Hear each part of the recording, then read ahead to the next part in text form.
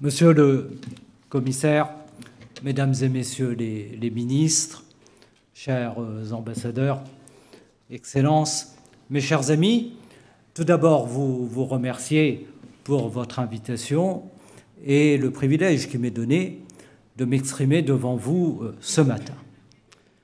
Chacun de nous a bien conscience que nous vivons un moment singulier, très singulier dans l'histoire, un de ces moments où nos logiciels de pensée méritent d'être révisés, car, à l'évidence, ils sont devenus périmés devant les transformations rapides qui affectent le monde et que dans ce moment, nous avons besoin de penser ensemble, de partager nos analyses, de les confronter les unes aux autres pour saisir au mieux ce moment où nous avons la perception que le monde est en train de basculer et peut-être de basculer sur ses bases anciennes.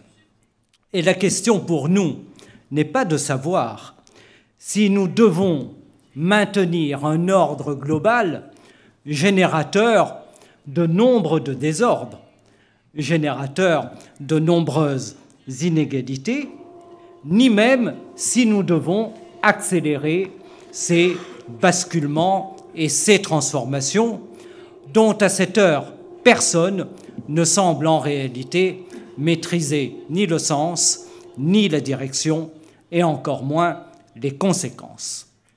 La question pour nous est en réalité d'être lucide sur un nouvel agencement géopolitique qui est en train de naître sous nos yeux, qui est totalement encore inachevé et qui ouvre sur des équations qui sont à ce stade totalement encore inconnues. Et ce qui doit nous interroger et nous inquiéter, c'est que cette nouvelle donne géopolitique est en train de naître non pas à la faveur de la diplomatie, pas davantage des traités, encore moins dans le conclave des discussions, des salles de négociation ou des instances multilatérales, mais dans la tourmente des conflits, dans le nouveau règne de la force sur le droit et dans le recul brutal, y compris en Europe même, dans ce qu'on appelle en réalité l'Occident, dans ce recul brutal des libertés et de la montée de nombreux nouveaux périls. Et je crois que dans ces courants profonds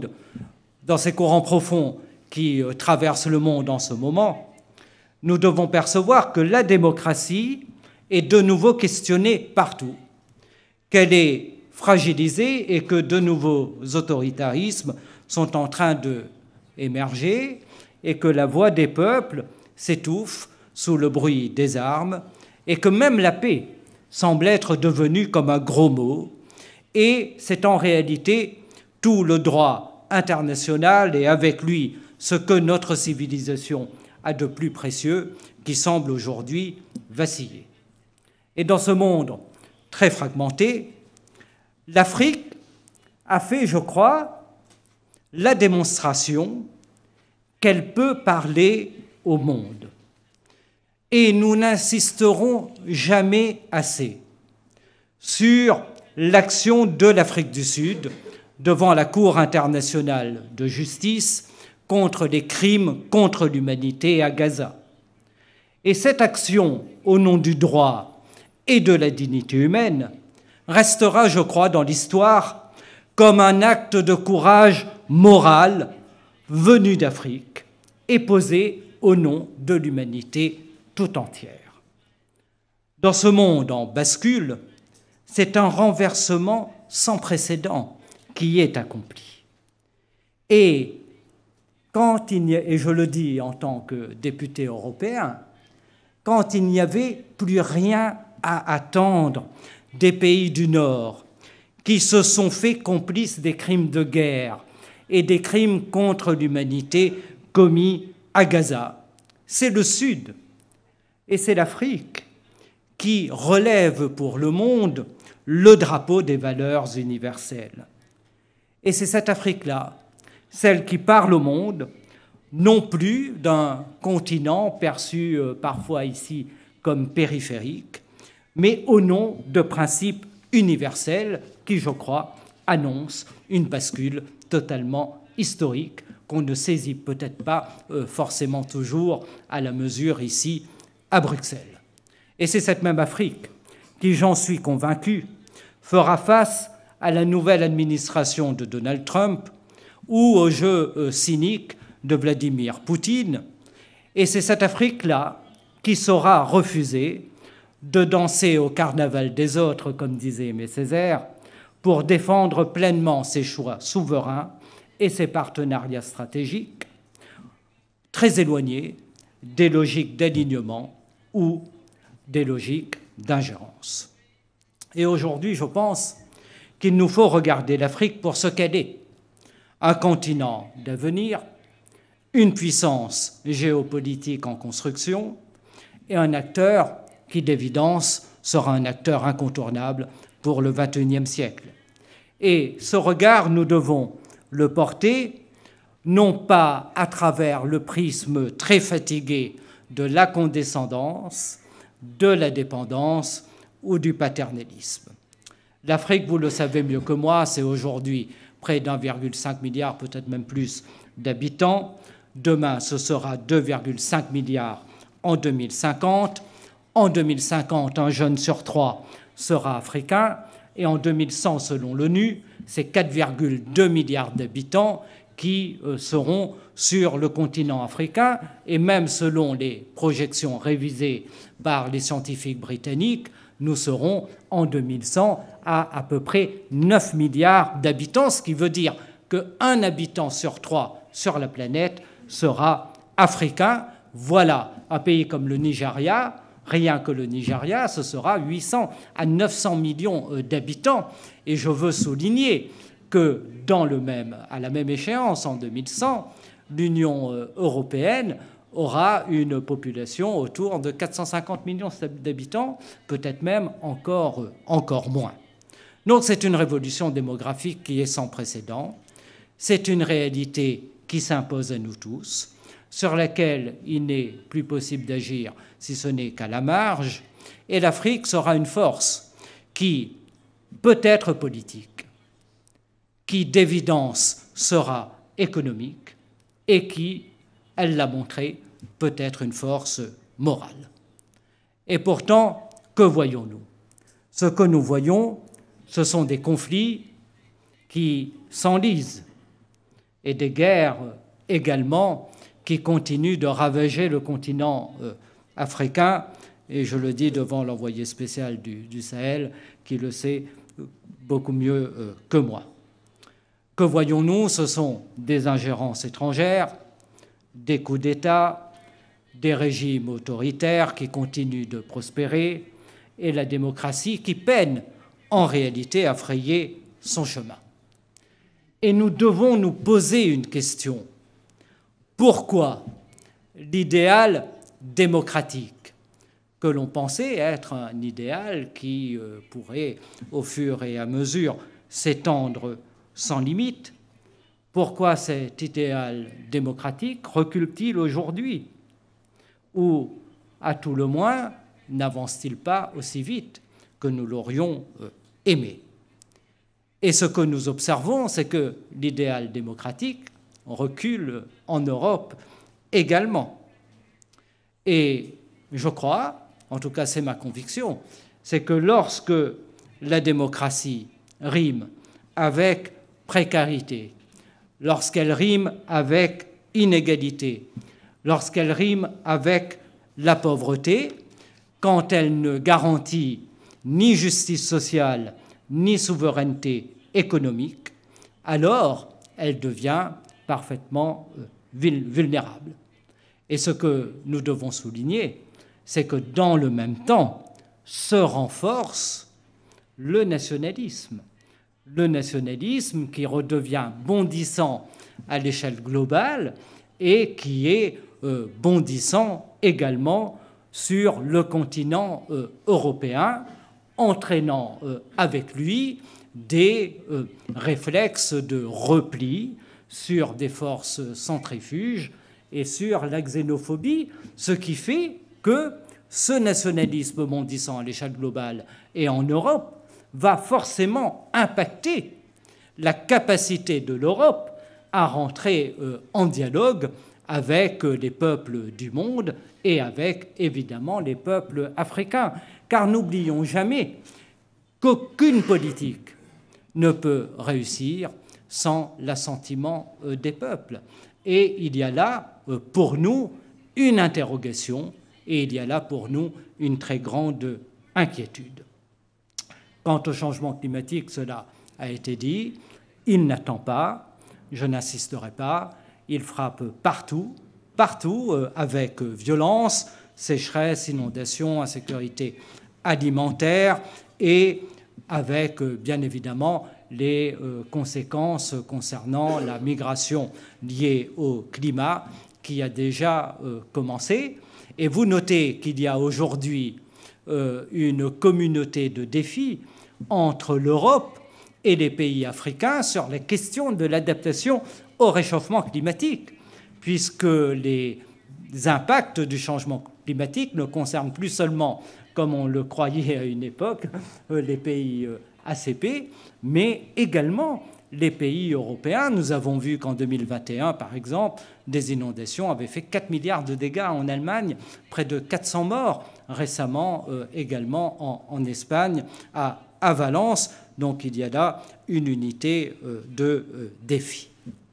Dans tout cela, comment avancer?